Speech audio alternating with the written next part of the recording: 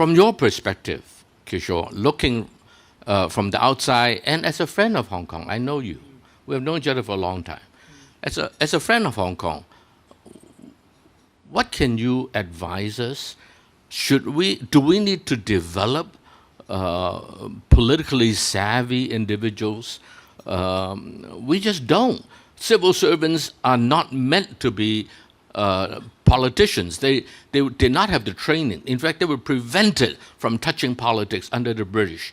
And after 1997, they are thrown into the lion's cage and they have to become politicians. And it's very, very tough. Both the ones like CHANG, who were brought in from the outside, or the civil servants. Do we have a chance of producing great brains like Singapore does in geopolitics? Well, I think you're right when you say that Hong Kong didn't have to go through any struggles. You made a peaceful transition from the end of British colonial rule to becoming a part of China. But I can tell you one thing, in case you're all bored, the next 10 years will be very exciting for Hong Kong, because you have become a key political football in one of the greatest contests of all time, in the contest between the United States and China. So Hong Kong will be kicked around, as a football in this game. So I would say that if ever there was a time for Hong Kong to develop geopolitical reflexes, it is now. You must actually understand the forces that are operating against Hong Kong. And there are various things you can do, by the way. Such as? Number one, I'm not sure whether you have put together, it doesn't have to be a public declaration, at least have somewhere in the Hong Kong government a small private think tank that tries to monitor the great big geopolitical game that is being played between the US and China, and how it's going to affect Hong Kong. So you must at least have a team studying all the moves and the consequences. The last CE of Hong Kong dismantled that. He ended the CPU, which is a Central Policy Unit. So we're going the wrong direction. What's number two? Now, number two, I would say, you're right, you're part of China. But remember, it is not one country, one system. It's one country, two systems. And what you need to emphasize is not just how you are part of China, which you are, but also how different you are from China, right? You have the British legal system, and you're clearly not a Chinese city in the way that a city in China is. And what you can do to help deflect the geopolitical pressure coming towards you is to emphasize that you are different, and that you are, in a sense, you're part of China, but also have a different system.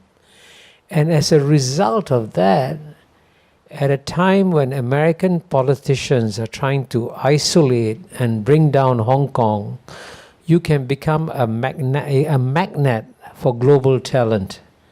And the global talent will come here because they're, on the one hand, interested in China, which is frankly still the world's fastest growing economy overall in many ways, and at the same time want to live in a place that is close to China and yet also different. So at a time when many of the major Western countries are shutting their doors to global talent, United States is, Donald Trump wants to close the border, even Canada, the world's most open country, Justin Trudeau just announced he's going to raise immigration barriers. So that there's a tremendous amount of human talent in the world. So just as I was a young boy in a coffee shop with no hope of going to university, but I ended up going to university and then succeeding, there are lots of young people like me in the world who are looking for opportunities. And Hong Kong can attract that global talent. And if you can do so, if you become a magnet for global talent, then frankly, that will create a self-reinforcing virtuous circle that will strengthen Hong Kong. You use a phrase that in passing, that I don't know if, ladies and gentlemen, you guys pick it up. I did. And the reason I pick it up is because it's exactly the same thing I've been saying for the last couple of years, and I find no resonance among my friends in Hong Kong. You said that U.S. is trying to bring down Hong Kong. We are collateral damage. We're not the main target. But in order to hit Beijing, you hit Beijing's son, so to speak. And hence, you give Hong Kong hell, especially as a financial service center. If America doesn't hit you hard in that area, I think America is asleep, and America is not asleep. And yet, what I'm afraid is, Hong Kong people are asleep. Hong Kong government is asleep. And by the way, we are more left than the Beijing leaders, it seems, to be more like them, so to speak, rather than emphasizing, as you have proposed, the uniqueness of the two system. Now, in the old days when Anson Chan used to propose one country, two system, to the neglect of the one country, I was the first one against her. Now I'm saying that times have changed. Yes, we respect 100%, 150% the one country. But this is the time that we also, I have to borrow a page from Anson Chan, not exactly, to emphasize the two system as well. So I think that Hong Kong is undergoing a lot of changes at this stage. I think what Hong Kong needs to develop is a very high degree of sophistication in its understanding of geopolitical developments. And it's important for Hong Kong society also to develop that kind of understanding, because these are the forces that will be shaking you. I mean, you put up all these warnings, typhoon warnings, right? I mean, it's good, you should, right?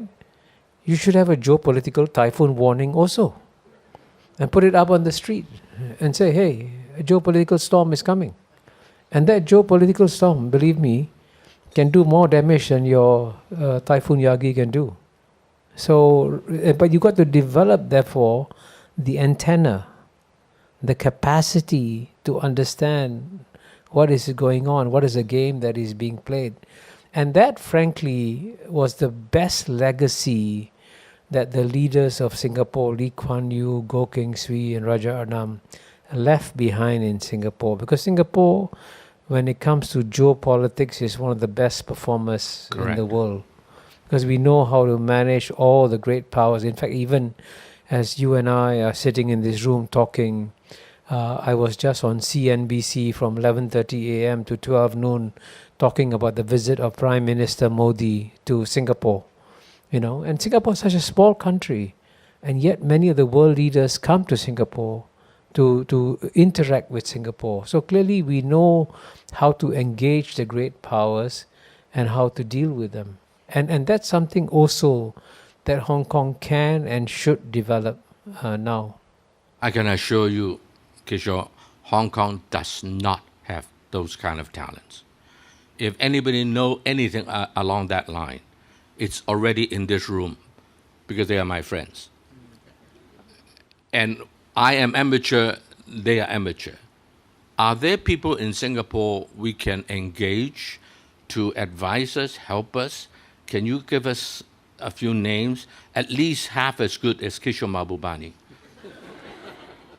Are there such people? No. I mean, this is actually something that you have to struggle with yourself. I mean, you know why? It's if you don't feel the struggle yourself, you won't be able to understand the consequences that flow from it. So you have to develop it internally, and sometimes you will succeed, you will make mistakes, but it's actually the process of making mistakes is when you learn from what you do. So Singapore clearly has made lots of mistakes too, but it's from the mistakes that we learn what we did right and what we did wrong. 偷偷告诉大家，我最近发现了新法宝 Royal Face 逆时奇迹系列，它有活肤露、全效精华，还有精华霜。尤其我皮肤比较偏干，所以我非常的注重保湿。保湿做得好，肌肤自然烹饪。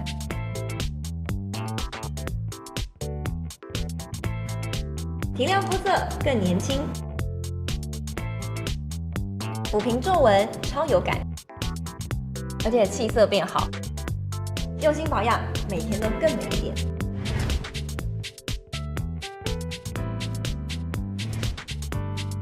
美吧。